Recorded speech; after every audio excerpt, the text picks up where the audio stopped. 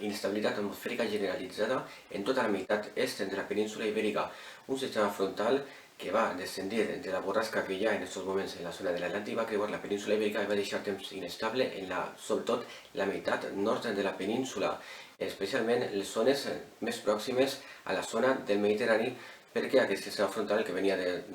avançava d'oest cap a est es va trobar amb vents de llevant en la zona de la façana del Mediterrani i va quedar una mica estancat o acorat en aquests punts geogràfics, sobretot de l'Aragó i l'interior de Catalunya, on va deixar precipitacions molt importants en punts del Pirineu i Prepirineu, amb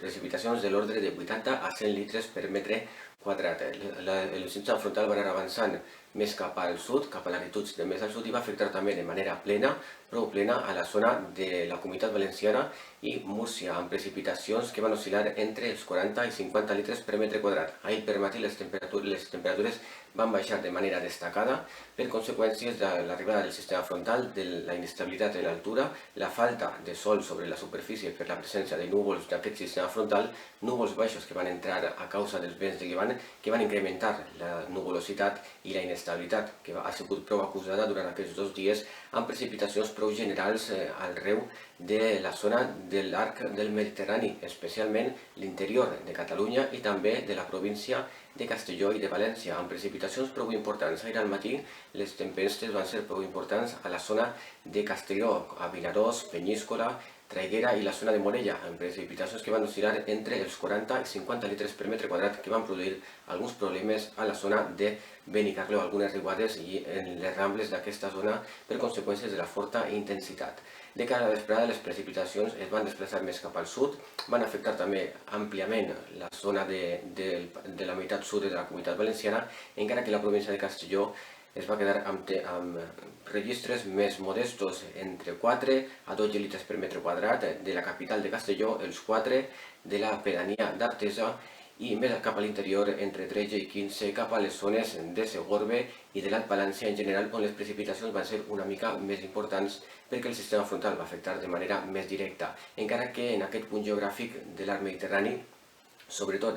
a partir de la província de Castelló cap al sud, el vent de llevant va ser el que va determinar una situació o altra. Pel matí no hi havia vent de llevant cap a la zona sud de la Comunitat Valenciana i la zona de Múrcia, i per tant les temperatures van continuar pujant en aquesta zona i la xafogor, perquè no entrava el vent de llevant, que és el determinant en aquests casos de desembocar en precipitacions generalitzades i de tempestes, però de cara a la vesprada sí que aquesta mena de bossa d'aire fred va anar descendint de latitud i va afectar a zones com el sud de València, nord d'Alacant i també el sud d'Alacant, on aquesta nit han tingut tempestes d'entre 50 a 100 litres per metre quadrat, inclús 130 en alguns punts de l'interior d'Alacant,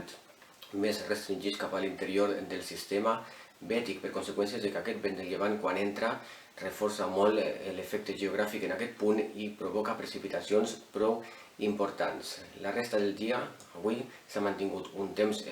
inestable, amb presència de precipitacions pràcticament durant tot el matí a la província de Castelló, plogins que han anat caient en moltes comarques de la província de Castelló, més importants a la meitat sud, on han tornat a ser de nou amb tempesta fins a aquesta matinada, però a partir d'aleshores la tendència ha millorat en les zones del sud-est de la península ibèrica, perquè ja no hi ha vents de llevant en superfície i ja no hi ha aportació d'humitat i efecte geogràfic en aquest punt dels sistemes bètics, Alacant i Múrcia,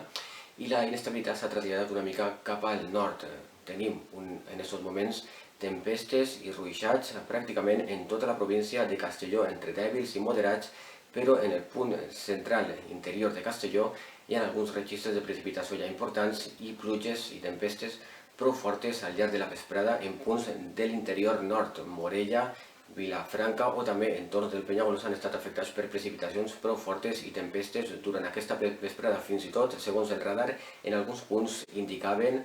la presència de possible granís en alguns punts de l'interior de la província de Castelló i de la província de Terol, on encara, insistim, a aquestes hores estan afectats per precipitacions. Quasi tota la província de Castelló i de Terol està afectada per precipitacions més bé entre dèbils i moderades, però en algun punt estan descarregant amb certa intensitat i possiblement tinguem registres de precipitació prou destacables de cara en la suma d'ahir, avui, i és que tindrem possiblement aquesta nit encara, podem tindre precipitacions en la província de Castelló encara aquesta nit, però ja durant la matinada anirà millorant la situació. Demà la situació vindrà dominada pel sol, segons els pronòstics, ja les temperatures començaran a pujar una mica, tindrem valors entre 29 i 30 graus, algun punt possiblement arribi als 31 i les brises confluiran a partir del migdia